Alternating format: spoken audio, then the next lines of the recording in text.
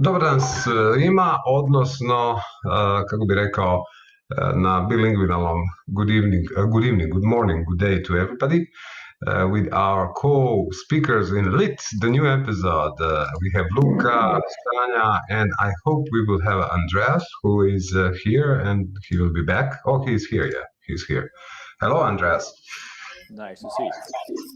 Hello, everybody. So now we can have a different way of talking to remind to all our viewers who were there, plus domestically in Croatia and internationally. We were talking about the subject which are actually challenging us in these new days of new normal. And today we will talk about education and everything, what was the experience of education with our kids who are now, some of us, we have experience as a parent, some of us have experience as those who were connecting with education. And I think that Sanja is the best who will be the one who will try to help us today to go through this educational part. So Sanja, the floor is yours. Thank you, Robert. I will do my best. So after the LIT kickoff session last month, we continue with the second LIT topic, which is the topic that requires most responsibility and most dedication, if you ask me, and that is education. Me speaking as an educator, of course.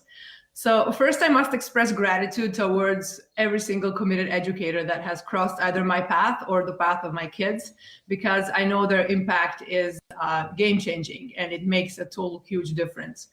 So last night, I asked my boys, 9 and 10 years old, actually 10 and 11 years old, gosh, they grow fast. I asked them what they thought I should talk about first when it comes to education. And one of them said, stop bullying and cyberbullying, and the other one said, no homework. And I thought to myself, if our educational systems weren't as competitive based on grades and the GPA, and if kids collaborated and worked together in schools and worked as teams more, there would be no cyberbullying or bullying, as they would belong to a team. They would constantly be forming teams of little experts who rely on one another and work in harmony that is cohesive and at the same time vivacious and intensive and innovative, where new ideas are born. So second, when I think of my other son saying no homework, it makes me think of so many schools that adopt zero homework policy. And it makes me think of unpredictability of homework that my boys bring home. And on some days, the same boy has 20 minutes of homework, and on some other days, he has 2 hours of homework. And I'm thinking, how on earth can we plan for sports activities, extracurricular activities, playing instruments, family time with such an unpredictability? Anyhow, so daily I'm asking him what questions does he need to answer. So he's showing me workbooks, worksheets, notebooks that he needs to have completed by the next lesson. And he's not interested in those questions. He's not finding them motivating or interesting. These are not questions that spark curiosity. So I wonder how I can make him ask his own questions. And that's the secret of inquiry-based learning, of having questions drive teaching and learning, whatever type of questions we're talking about, factual, conceptual, debatable, you name it, doesn't matter which questions. So I've seen in my experience working as an educator, especially as an instructional coach, I've seen master teachers come to class seeming as if they are unprepared. So it's the first lesson, okay, first class of the first lesson. And there's nothing open on their desks. They've put nothing on their students' desks. And there's a blank whiteboard with nothing on it behind them. And then they start. They start with a single, simple question. That's a provocation, a hook, no matter how we call it. And then they start asking more questions, which spark more questions, now coming from other students. And this ends up in an inquiry loop. And you see a class full of hopeful little heads nodding and with their ears and eyes wide open, ready for magic and imagination to happen. These educators don't start their lessons with a what to teach. They started their lessons with a why teach it. Then they navigated how they want to teach it. Then they crafted, created, and designed the learning experiences that will lead to teaching and learning. And finally, they got into what to teach, which is that piece of content. So let me give you an example. For example, if we want our kids to learn fractions, either because we think they need to or because state curriculum demands it, we will not begin by saying, okay, today we're learning fractions. We will start with a question, something like, if you had 2 ice creams on a stick and you needed to split it between 3 siblings, what would you do? Or how would you do it? Or do you know anyone else who would know what to do with it? What would your siblings do? Anything that would spark curiosity and bring up an authentic experience. So we can add more examples to this, or we can further elaborate on this. I wonder, how does this resonate with you? Robert, you have a boy also, similar age as my boys. What's your take on questions driving teaching and learning? What questions would you like your son to have? Any thoughts?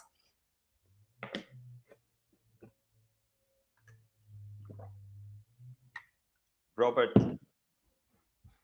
we can hear you. Well, today, you can hear me, I hope now. Today I will have, it's an interesting day when we have a little conversation about the education topic, because today is a parental assembly with the teacher in school. I don't know if you say it like that, Razredni Sat, I don't know, you can help me with translation. And the reason why we are going there, why part of the parents initiated this parental gathering with the teacher, is mathematics test, where they were given, in a way, you were talking about fraction and everything, they were given a test which was made and pursued as nothing changed in their life, nothing, like business was usual. They had to have the fraction section, they had to learn it, they had to knew it, and then they will have a very heavy test. But the fact is, what my son has told me is that my parents are not very good in fractions. I'm not. Mathematics is not very special for me. And we were giving the way, the methodic of teaching the fractions in this class was that in the school, they were given the assignments, they had to rewrite it with no explanation. And they supposedly they had to learn about this section in mathematics 5th grade by rewriting it, which is not possible. I wouldn't learn. And my son said, we didn't learn it, and we had to fulfill the test as we had a normal class. The other thing which I don't understand, I truly don't understand. I know that part of Croatia, they are not digitally evolved as some other parts of Croatia, but those who are, like Zagreb, like Sveta Nedelja is the town where my son goes to the school, or Pula, where my second son, he's now graduated, he's full of age, but he's going to the 4th grade. Why they are not using, if it is possible now, technology, the Zoom technology and Meets from Microsoft, or I don't know, Google Talk, whatever, whichever platform you want to use, why the teacher don't use it? And you can still have the normal class as it was before. Just it asks that you have to go with computer and that your class should be on the computer. I really don't understand there where you have technical ability, and that is that you, because the school, for example, the school of my younger son, they were given all of them. I don't know if it was the part of the government donation, it was a donation of Microsoft, I'm not sure. But they were given the Microsoft school tablet, each one of them, and they don't use it.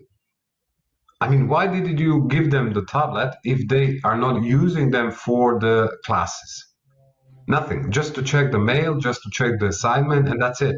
And I was like, because it was looking, I like this technical stuff, and I was like, whoa, I was like more excited about this tablet because it looks Microsoft design. I like the design of Microsoft. They are now starting also to make good tablets and everything like before Apple did it, only because before you didn't have that kind of design. Now you have also that kind of design in Microsoft stuffs, and I was like, wow, it looks nice, and you can do this, you can do that. And he was like, well, my son was like saying, oh yeah, you can do that, but then he asked me, why don't we use that?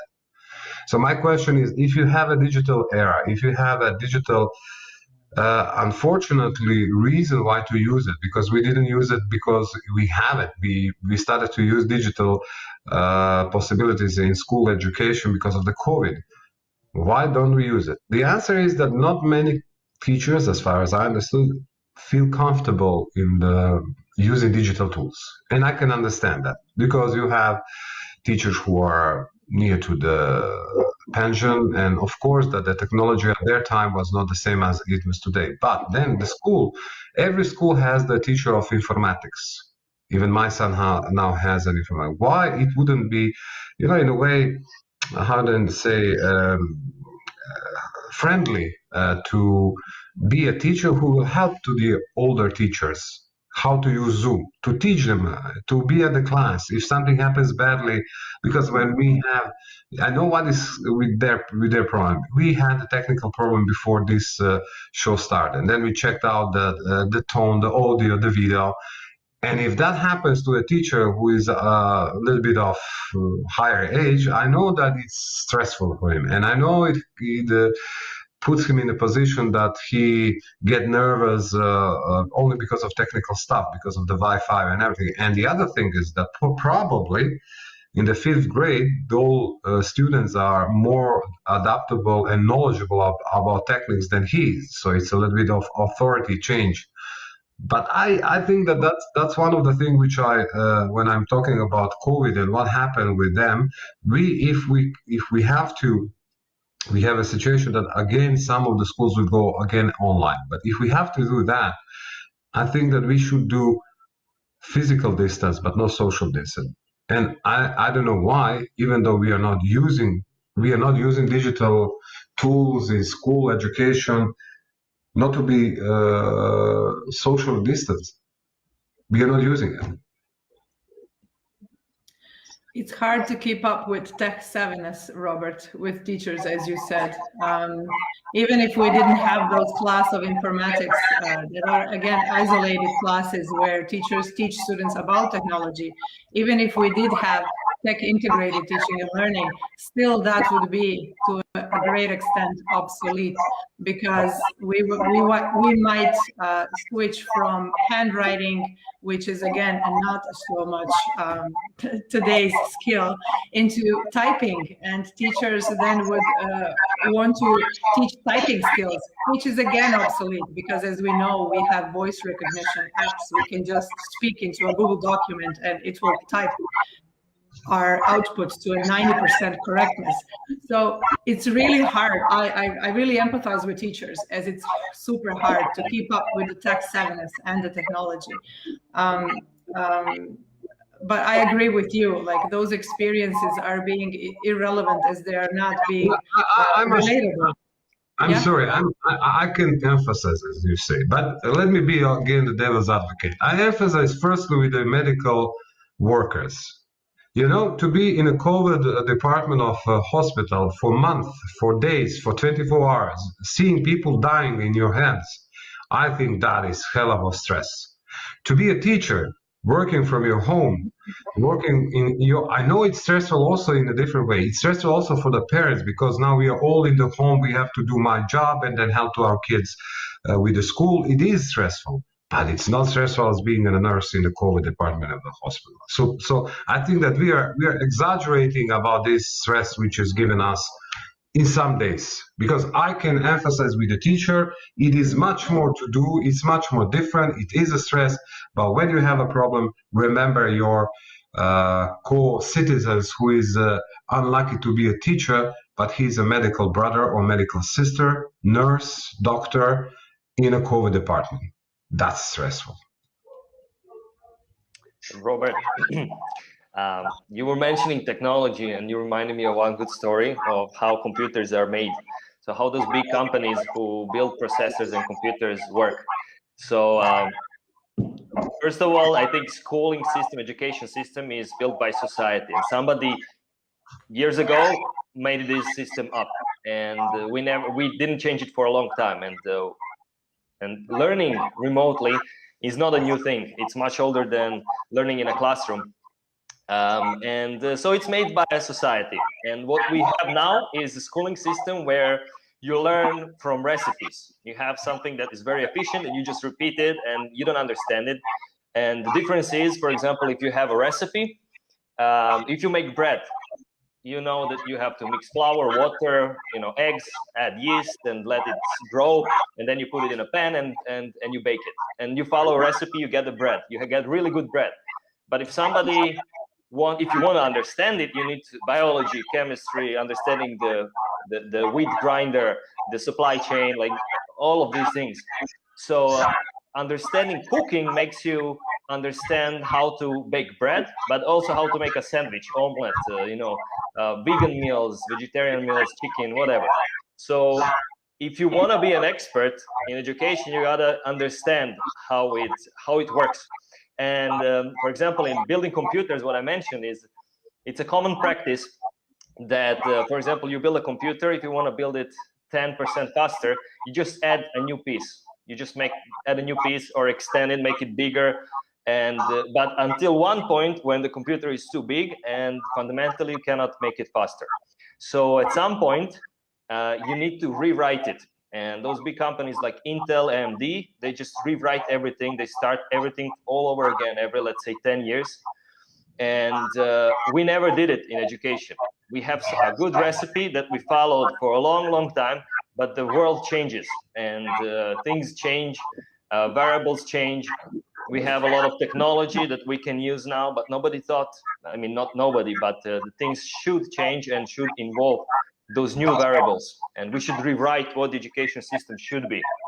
And a good example also are companies, like companies that succeed do this all the time. For example, what Steve Jobs did with Apple, he always said, you have diminishing returns in a company. You have iPhone 5, and then the sales grow, but at some point they stagnate. So you have to innovate again, and you always you need to continue doing this. So you either have short-term disaster because you need to innovate something new. You spend a lot of money. You don't know if it's a big risk, or you have long-term disaster where your company stagnates and you go bankrupt. And we don't think about it in education. So we are now we had something that was working. It's not working anymore. So we just need to think of what's next. What should we do now? How should we rewrite it?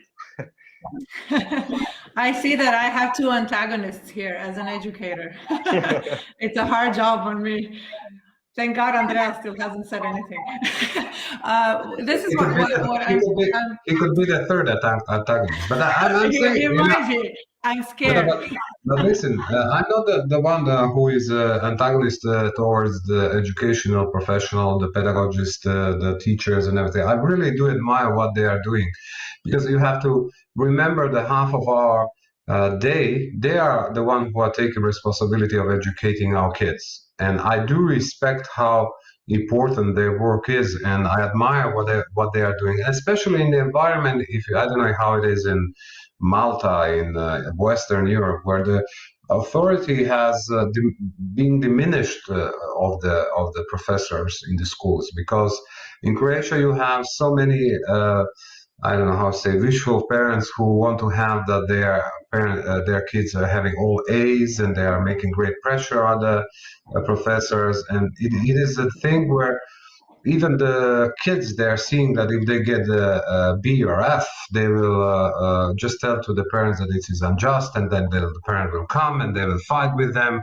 and everything will be better. So in a way, I think that the pressure to the teachers nowadays without COVID is great one, and that we lost the one thing, if we remember the analog time of our being, and that is pre-digital time of education, which I miss and which I liked. For me, my teacher was a God, all-knowing God. It's not always to be that one person is all knowing, because there is not. But from the perspective of the child, you had some kind of discipline, you had some kind of authority and some kind of obligation which were given to you. Because when I had for my kids, it's possible that they don't finish their homework because I will get minus. It's okay. For me, it is impossible that I don't do my homework first. And that comes from the authority of the teachers, which in a way has disappeared in this new digital era. So I'm not antagonist against the teachers. No, I'm just joking. I didn't think you were. I'm just saying that there are attitudes between the three of us that are seemingly opposing and contradictory, while they're actually not. When Luca, you mentioned that our curriculum in education is not being redefined as rewritten in a recipe book, it actually is. Only the constructivist learning theory that states that learning happens from being actively engaged and by learning through experience, students' experience or others' experience, that has been a very, very popular learning theory in contemporary education. And I dare say that we do not learn only from experience, we learn from reflecting on experience. Like, there's an example of Sugata Mitra, who is a computer scientist and a very progressive educational theorist. So he compares education as it is and as it should be with just in case versus just in time analogy. So meaning that in schools, we learn a lot of just in case we need it. And in real life, we learn just in time when we actually need it. So what's the answer then between that gap when we in real life come across something that we need to know, but we didn't learn it in school just in case we need it? So maybe we were sick on that day or we were absent for another reason. What's then the answer if we need to know it now just in time? What do? Do we go back to school? Of course not. We don't go back to school. We collaborate with others. We ask questions. We find out, or we learn it ourselves. So Mitra's experiment actually brought about a disruptive concept. His claim is that if kids can teach themselves something, it's not worthwhile teaching them. So the question is, what's the future of massively centralized education machinery based on bureaucracy, hierarchy? Definitely this pandemic has accelerated the thinking about it, and it has emphasized the collaboration with others that's happening more and more. We ask our colleagues what's the answer. There's no shame in that. But Luca, so how would you, in your experience with regards to collaboration in remote settings, from your perspective of working and learning remotely and constantly learning new skills when it comes to digitalization, blockchain, video editing, give us your perspective. Okay, I think three things come to my mind.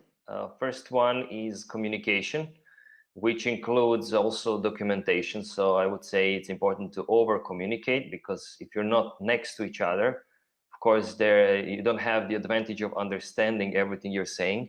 So it's better to repeat it more times to be clear, to make sure that the other person understands. That's why video calls are the closest we have right now to being with the person, next to the person physically. So I would suggest, using video calls all the time and video messages. So first one, that's communication, and it includes documentation. So if you learn something, document it. If you want to share something that someone should know in the future, document it, write it down, prepare it for the next person who will do the task, or in case you will need it. And that's communication. So the second thing is transparency, and that also includes communication and documentation should be transparent, because it will make your communication easier. People will have more trust, which is the third thing, in each other. You're transparent, you trust each other better, you communicate better, there is no hidden information, and it just makes your life easier. And you know, the umbrella of all of this is collaboration, like you already know. So communication, transparency, and trust, it's all very connected tightly with collaboration. What you've just listed is equals to me to leadership as I see it. And when we come to leadership, I see a lot of controversy with the concept of classroom management versus classroom leadership. Like, I wonder when the word management will be obsolete from education, the same as it's getting obsolete in terms of businesses favoring leadership when it comes to leading people and not managing people. And if classrooms are full of little people, smaller or bigger, then why? I don't understand why we talk about classroom management. Paradoxically, we want more teacher leaders, yet we praise them for good classroom management. Management implies compliance and passive obedience, and leadership implies active engagement and contribution. And in those parameters, as you've just listed, especially in remote work and collaboration. So I look at the teacher's role more as a facilitator and as a coach who facilitates thinking. And this is practice that will affect our entire societies in creating cultures of thinking. Like, we all remember that teacher who sparked a little something in our hearts and our minds that grew into a bigger something, shaping us for who we are today. It definitely brings its own ironies and challenges, but the kids never forget it. Andreas, you've been keeping up with educational topics for a long time, definitely longer than me. You're also very informed on the digital nomad aspect. And so from a historical perspective, what has changed in terms of education becoming more accessible through online learning environments? And what does that mean for families who maybe move a lot and who want to consider online homeschooling? Would you elaborate on that? Thank you. Let me just explain who I am. So my mother was a teacher. So my mother was managing the kindergarten and then taught at primary schools. My father, in the second part of his life, was running a yoga school. So he taught people. I personally felt that school is highly dysfunctional. So I considered that as a odd environment in which it was not really popular to ask questions. So I took the decision to leave school, formal education, at age 15, and I love learning ever since. I consider the current schooling system as highly dysfunctional. It doesn't teach skills which are relevant. It doesn't teach anybody about his basic rights, so which he needs to know for the rest of his life. It doesn't teach people how to manage their health, their emotional stability. It doesn't teach people how to actually develop a creative or career. It doesn't really teach problem-solving skills. And the content stream of what is taught, and you quoted Sugata Mitra before, is all about just in case. The sad thing, in which you didn't mention, that what Sugata actually highlighted as well, that less than 1% of the skills which you learn in this just-in-case model is filling up a vessel with information out of less than 1% will be actually applicable for the rest of their life. So he came up with numbers which are just mind-blowing. And so I was early on connected to things like TED, what many people know as TED speeches. And I had the pleasure of meeting the founder of TED, who is really passionate about education. So I found people on the planet in different parts of the world who are keen on understanding what are the alternative educational models. So, and luckily we are now in a situation that existing information, which is mostly what we are looking into when we look into the current schooling curriculum models, is all based on the past looking backwards. So majority, or over 90%, is looking backwards based on what we have known so far. And this is what the systems are based on. So in today's perspective, we have that at our fingertip. So that information is available anytime, anywhere for people who have mobile connectivity to existing knowledge, so existing know-how and do-how. Logically, what we experienced over the last 20 years is many things which we considered as facts have changed, and they keep changing. So in a natural summary, all information which we want to have which we want to access, is available for children at age 4, 5, 6, 7 at the base of the fingertip at any time. So, and yes, what Sugata did, he proved models where children are very motivated to learn. But why on earth should I be excited in the morning at 8 o'clock to meet a teacher who tells me, often very non-motivated people, who are non-inspiring, who tells me that I should sit in a concrete box at 8 o'clock in the morning and get excited about a certain subject when I might be not even interested to sit still?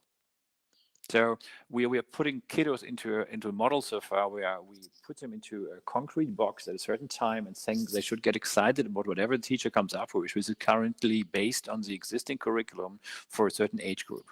And so I think that's a very inspired model. If you see how kids really get excited, look at a playground. You can see that they're highly passionate about subjects and they love to ask questions. And if you spend time with them, if you give them space, and what Sugata did with his self-organized learning environments, he gave them questions and they found answers, and they found answers which he didn't, or which we haven't thought about. So look into innovation. Many innovation workshops include kindergarten and primary school kids because they look into options and they don't operate based on limitations. If we spend too much time, a few years, in conventional schooling, we are told what's right and what is wrong. And this often doesn't make any sense because otherwise, many things which have been introduced in the last 20 years wouldn't exist. Yeah, that's true. That's true. And as you said with Sugata Mitra, I believe that every teacher also has that freedom to a certain capacity. That even though the nature of content and the measured benchmarks and curriculum and standards and all of that might be predetermined by state factors or country national standards, there are still many ways in which teachers can achieve those same expectations that can vary widely. So there are different philosophies of teaching and learning that draw on several approaches, but I believe that it's also on the professional judgment of the teacher and choosing a style that they feel comfortable with, that they believe in, that adheres naturally to their personality. In fact, there are more factors that drive how a teacher can unpack a curriculum. I consider the current system, Sanja, I consider the current system is highly centralized, highly bureaucratic, which works in hierarchy models, which operate by credentials, yeah, and which operate in concrete boxes. And what we saw last year, and what I call the innovation pandemic, we saw that children who are not anymore limited to be forced into a certain structure, into physical buildings, who actually do things at the time when they feel it is exciting or when they're excited about something. Excited kids are nearly unstoppable. And so if they address the subjects when they want to learn them, they learn at light speed and they love to learn. Yeah. Right now, let me give you two more things, Sanja. We are right now living a pandemic of teenage mental health problems, teenage suicide. This is what we have at this stage. So, and maybe we should question if we have a curriculum right now which teaches them things which doesn't include basics, which are really relevant for life. We should face the fact that we are right now having a system which is dysfunctional. Look at what women are complaining everywhere about equality. Yeah, it is where in the most countries you have the issue about equality. Okay, the most formative years of human beings, the most formative years, and different numbers exist, but let's say the first 8 years, as some statistics and some research agrees, the first 8 years are the most formative years. Guess what is the percentage of women educating children in the most formative years? Do you have a number? It's 98%. So 98%. So we're complaining about equality. We are not implementing it when we program the operating system of the next generation. And we are seeing right now that we have an outcome where they're either obese, mentally sick, or kill themselves. Maybe it's time to realize that's dysfunctional. Right. Well, definitely. I think we all agree that it's dysfunctional, but it needs to be rewritten. I think that different role models, because right now they operate, they want to have a career, they want to make money, and they want to compete. And that not the world. The world in 2021 needs people who want to collaborate, not compete. Agreed. Yeah, who realize that operating in a circular manner is powerful. That includes being a great father and includes to give back, to have something where you realize that it's all one. So and it's not about money, and it's not about career. It's about having a great life where what you are doing works in a circular perspective. And the current model doesn't do that. The current model creates people who want to compete. They are suspicious if you do something which is good for everybody. Where is the hidden agenda? Yeah, so this is what you often face in most societies. And then the same women complain about equality, but 98% actually are the educators and the role models of each new generation. Okay, I just want to add one thing before, because I think we will go now for the questions also. But one thing which if you don't mind, to oppose to Andreas in one part of it, and that is that the 2021, I don't know, values vastly spread throughout the world is this competition. Then having the possibility of having money. What I'm saying is that maybe it is time to change things, but in a way that to combine the pre-digital value with the new possibilities of digital era. Because if you erase everything what is pre-digital, and I'm not of those people that everybody should be now free greenfield and very etherically go on Zoom, and they need some kind of discipline. The kids, it's not the part that we have to make the old discipline with beating them up, but some kind of order it has to exist. And sorry to believe I'm not in this etherical. Maybe I'm old-fashioned again, guy, even though I'm younger than you. But this mantra, Zoom, schooling for me is not my kind of taste. Okay, sorry. I know you're laughing, but no, I agree. It makes sense. Nobody's saying we should abolish the older systems, Robert. Nobody's saying that. But the fact is that we do have many educators who are considering the context and what's happening, and they are faced with many, many challenges and ironies because of the system that is obsolete, as Andreas said. So educators will want to promote collaboration, but the system will promote competition. Educators will want to promote assessment, but the system will promote grading. Educators will promote cross-disciplinary learning, but system will promote subject-based delivery. Educators will be aspiring for open spaces in schools with classrooms with no walls, but we will still be building them as nations, as states, as districts, as only because we don't know. So I think people are not putting things into perspective. So we had a schooling education model where we had multiple content streams until what they called in 1938, which was the German Reichstagsgesetz, which was adapted in many, many parts in Europe, or which was applied across Europe to a certain degree, which creates this kind of mandatory curriculums where, as an example, for Nazi Germany, it was very important to make sure that they can tell everybody what's right and wrong. And we kept that going. So instead of allowing people to have multiple content streams, we try to centralize everybody. We try to centralize the content stream. And this reminds me of these old phones. But I disagree. Andreas, you compared now the Nazi way of education with the nowadays education which was left from the Nazism. But there's something which there is something which is called a social contract, and that is the social contract between everybody of us in one society where we agree on some common values which we accept. For example, it is mandatory that that the red light is the time to stop with your car or when you are going over as a pedestrian. Yes. I don't believe in that kind of very philosophical freedom that, oh no, I'm going to go with my car when it's green, when it's red, I'm going to feel it as it's green. There are some things which are agreeable and had to be brought to the kids in the school. That's not Nazism. Correct. Okay, thank you. What I'm trying to say is that, like what you have on your phone right now, you have multiple apps and you have multiple content streams. Yeah. So if you read newspapers, English-speaking newspapers from different parts of the world, they will report about things which happened in a very different way, depending on where they come from and what their cultural perspective is.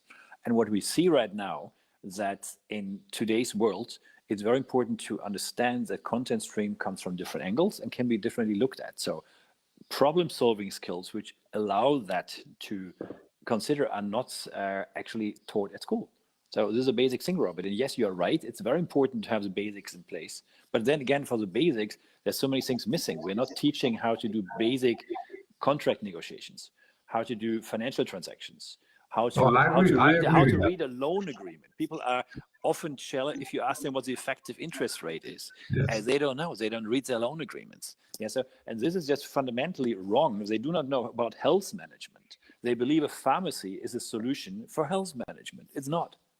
Yeah. So there are all ample things which we should urgently address, because we have the status right now of a teenage pandemic. We have an entire generation which has mental health issues to a degree that 2/3 identify with mental health problems. That is today's teenagers. And so that is an alert sign. And I believe that it's important to look at what's wrong and what are the options, and to be open, like to reset what is there and to allow new flows. And Sana, you asked me before, what happens with digital nomads? What happens in the remote working world?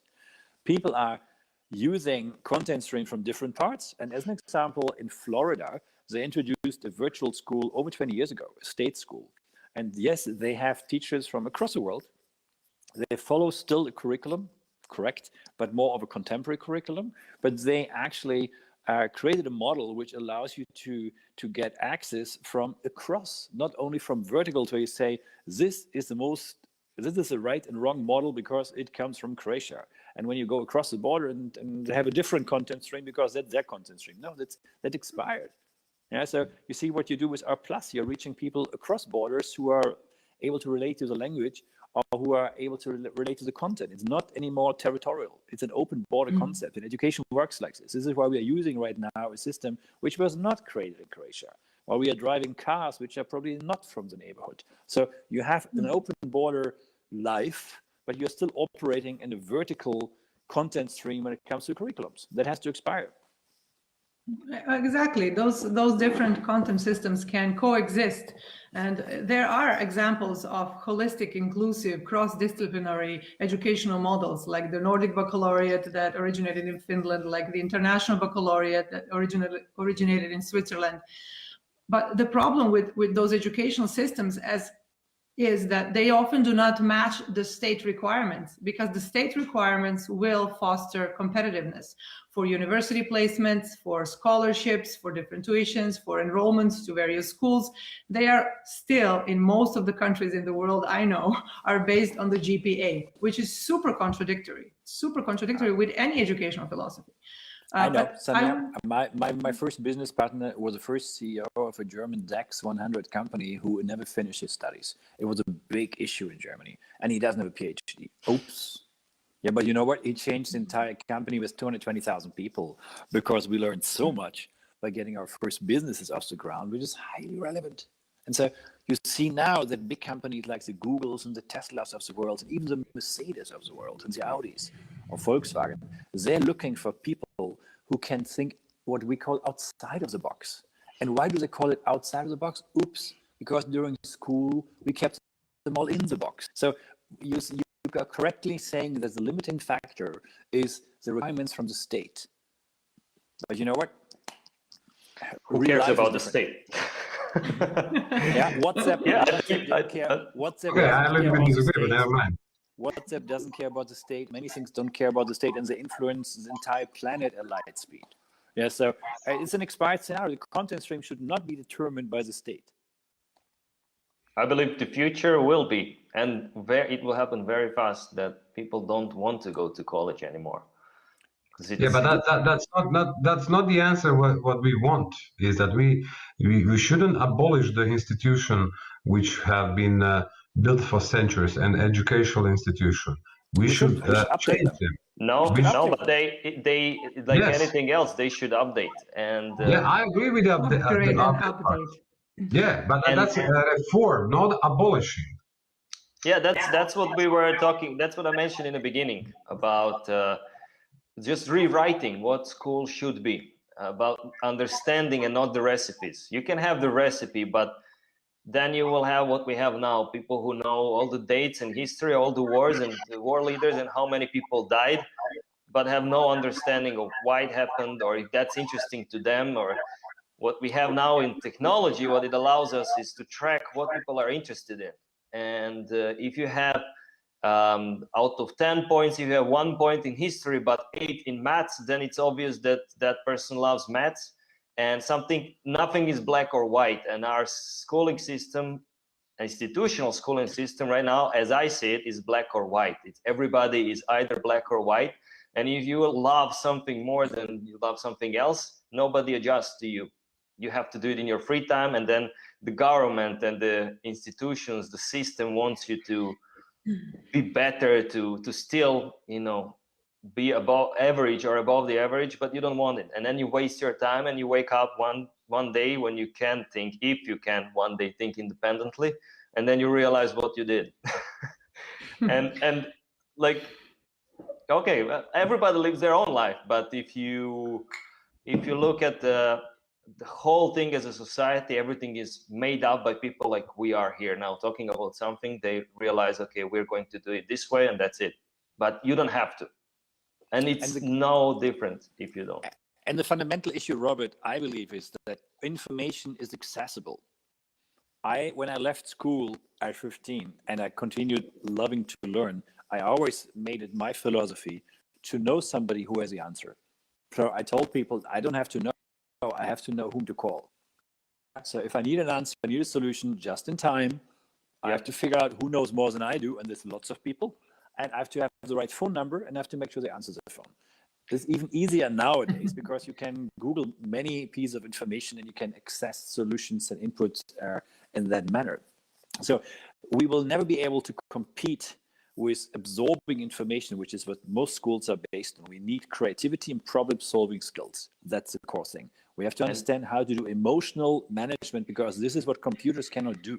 Yeah, the emotional management perspective of relationships, how to feel people, how to follow your intuition, how to actually connect and follow your gut feeling and put things together and allow yourself to be connected to nature. This is the most powerful solution creating, I think, connection which we as human beings can have. And so this is where robots and computers cannot compete. Everything else, absorbing regular information and producing it at light speed, we will never be able to compete with machines. What we have as human beings, the given skill set to connect to nature as long as we allow it. That is good for our health, for our mental and our physical health. And it is amazing to model solutions for society based on nature. And this is what computers and machines cannot do. That's where we as humans are powerful, and this is what the niches and the skill set which we have to give to our kiddos. And then we will not have teenagers who are obese and with mental health problems who want to kill themselves. And imagine institutions exist only to teach children how to learn. So the main goal of the institution is for children to learn how to learn, and to activate them to learn what they like to learn about.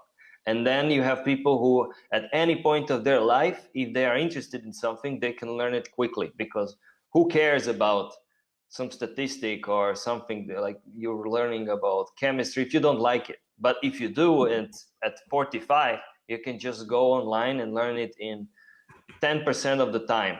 Like, if we do this, school would be much shorter. You wouldn't have to go through 8 years of school. Imagine you go through 2 years of school and you learn how to learn.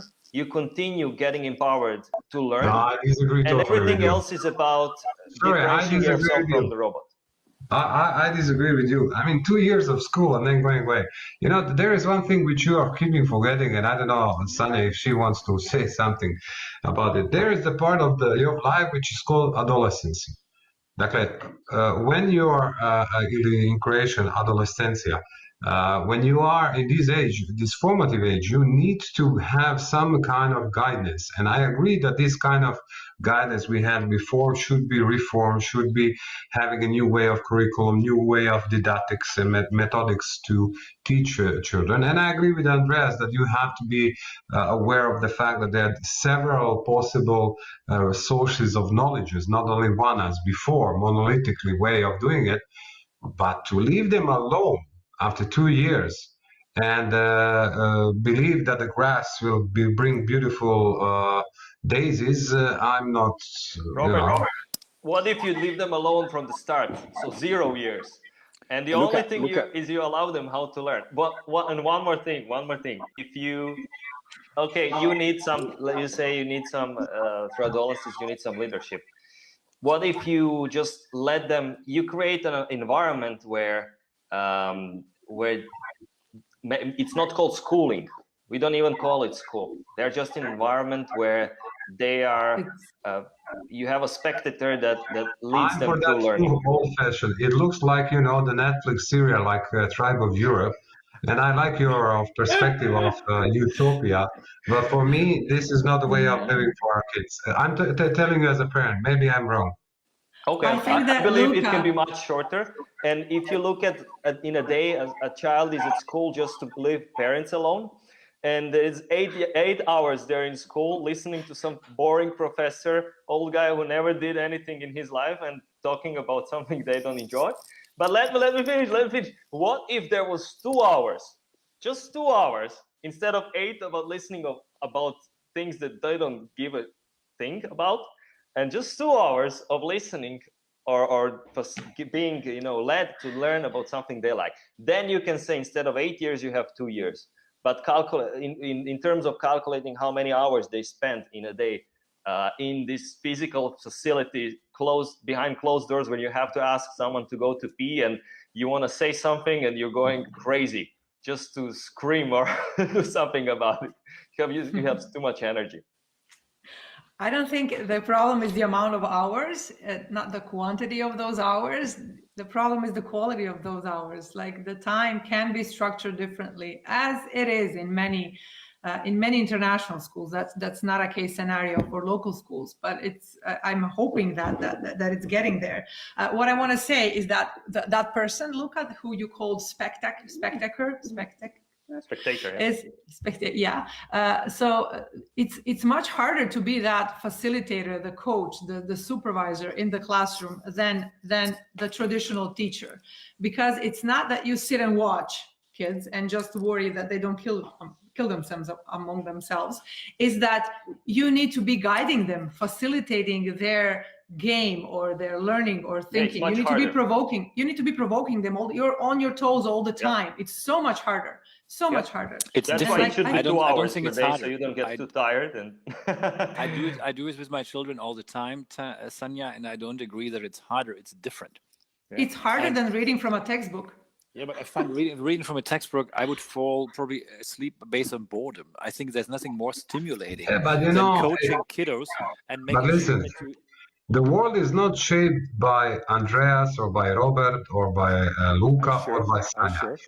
We are different individuals, and there's a need to have some kind of medial way about which Sanya is talking.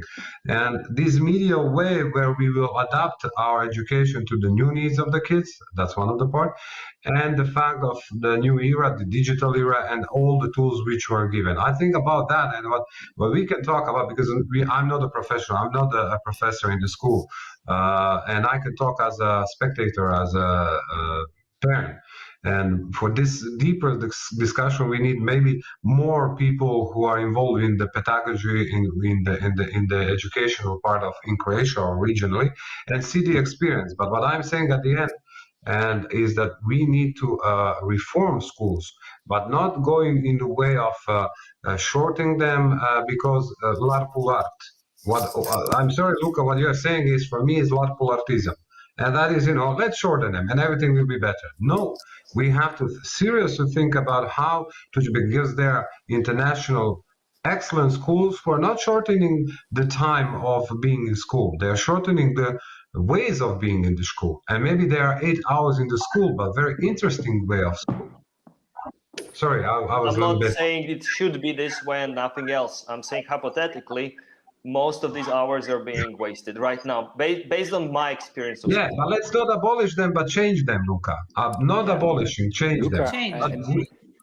Robert, I don't agree that anybody should be for 8 hours in any building, because this is something which doesn't boost. But no, you're humanity. talking about a building. You could have a school which is 8 years in the Maximir Wood.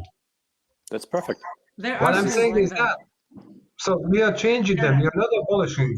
We are talking about 8 hours. It could be 12 hours a day, but different and good shaped hours. I just said the way school is now, it could be shorter. That's all I'm saying. Okay, but the question bottom line, we have questions which I'm sorry for everything because we talked a lot and it was a great discussion. But let's say to Ivan Biocic, he said at the end, if we can say, what the platform do you see as must-have platforms in education? Who will start? I'm happy to explain my version of this. Yeah, so it should be ahead, focused Andreas. on soft skills, creative skills, research skills, the ability to find information and to evaluate information to actually come up with solutions which are needed to solve issues and make the world a better place in each issue. And each issue of business, private life, if you want to separate them. And the model for that is all about just in time, not just in case. So you should teach them how to find that information when needed. That's the call. And yes, it can be in groups, as Robert said. 8 hours, the time is irrelevant. The model should be motivating for children so that they are inspired and passionate about it, because then they're unstoppable.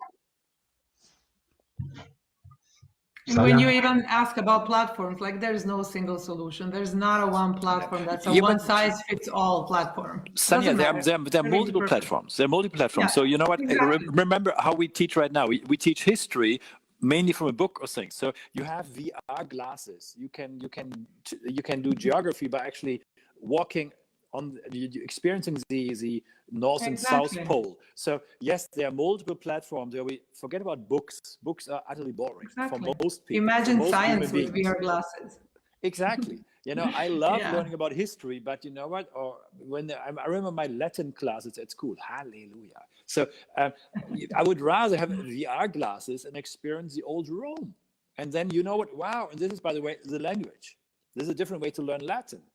You know, so if you're passionate about it, and this is the context, so yes, we have different VR solutions. That's powerful, and we have access to that information. If you want to learn about India, take your VR glasses and experience Bombay. 100%, exactly. So the bottom line is that we need to. The bottom line here is that we need to rethink the foundation of education and stop serving that fictive society that's obsolete even today, right? But do we have more questions, Robert? Well, for now, I think we are coming to 1 o'clock, and I think we should go finish it about. And I do apologize for being short enough, but if we go a little bit, but if I would say that we should go on the final thoughts, and that is, let's start with Luca, and then Andreas, Sanya, who was the leading, will be the last. Is that okay? Yes. We have just one answer from Ivan Biocic. Thanks, Andreas Vulgaris. So that is, thank you, Ivan. Okay, Luca. Yeah, final thoughts. I would say just focusing on teaching, learning how to learn as soon as you can in your life can make a big difference. And if we just focus on that, I don't think there is one clear solution, one platform, educational platform, or one way to do it. I just think if we just focus on the best way to teach other children or adults how to learn, it will change their life. Okay, Andreas? The core thing is that we have to keep the passion and the creativity alive.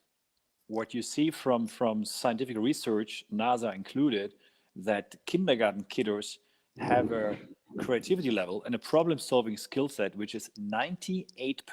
98% are tested on genius level, believe it or not. If you go right now through formal education, if you finish your PhD, you are 10%. So we kill them from 98% to 10%. Plus, we have right now a disaster of a teenager generation. So it's urgent and important to apply the learning from last year, that they love to learn, number one, that they adapt, number two, that they have maybe, like in your case, Robert, they have access to amazing Microsoft equipment. And it's urgent and important to reset up here. And at the time of artificial intelligence, accept the fact that knowledge is not core, but the application of knowledge is essential.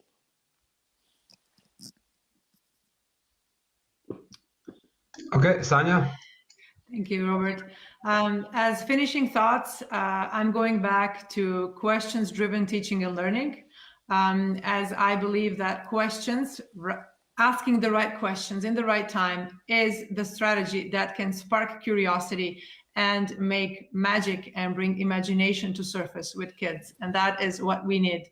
While they are answering those questions, I think that they should collaborate among themselves and be the protagonists in a classroom or whatever we have, if it's not a box. The teacher is not the main protagonist. The teacher is the observer, the facilitator, the moderator, the model, the coach. And I would like to end there. Thank you so much. Well, for me, at last, I will just say that I agree with most of the thoughts which you have said, that we have to adapt, we have to change, we have to talk about those changes, how and which way. And I'm glad that we also, in some topics, we agree that we don't agree, but that's good that we have to have the possibility of talking about it. And it was a great pleasure to have our monthly lit session, and I scheduled the same thing for next month at the same time. The same speakers, different topic, lively again, disagreeing, just to come to some common solutions which will be acceptable to everybody. Thank you to the viewers and those who will join us maybe in the post-viewing. Write us, make a comment below, and we can try to share everything on the next lit session. Thank you very much. I hope it was good for you. You liked it very much. Thank you. You're most welcome, our guest. You can come back to our show next time again, because we love you, because you like everything which we do. Bye. Bye-bye. Bye.